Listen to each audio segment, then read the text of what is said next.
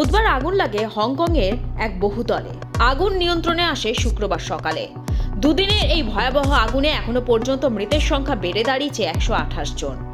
এখনো নিখোঁজ বহু মানুষ, তার ফলে মৃতের সংখ্যা বাড়ার আশঙ্কা রয়েই গেছে। পাশাপাশি আহত হয়েছেন 79 জন। এখনো আবাসনের মধ্যে বেশ কয়েকটি দেহ রয়ে গিয়েছে।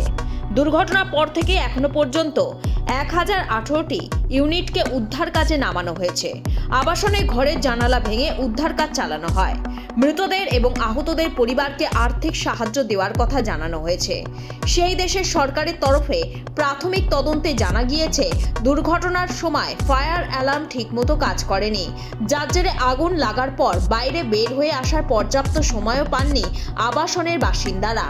হংকংয়ের তাইপো জেলা শহরের আবাসনে একের পর এক বহুতলকে অল্প সময়ের মধ্যে গ্রাস করেছিল আগুন। সেই আগুন দ্রুত ছড়িয়ে পড়েছিল একতলা থেকে অন্য তলায়। দমকল কর্মীরা চেষ্টা করেও খুব বেশি কিছু করতে পারেননি।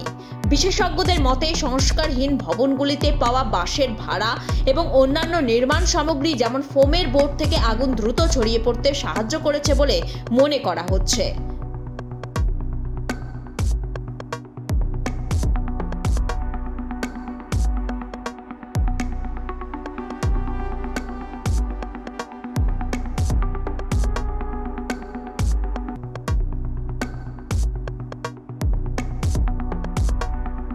ব্যুরো রিপোর্ট, লটারি সংবাদ।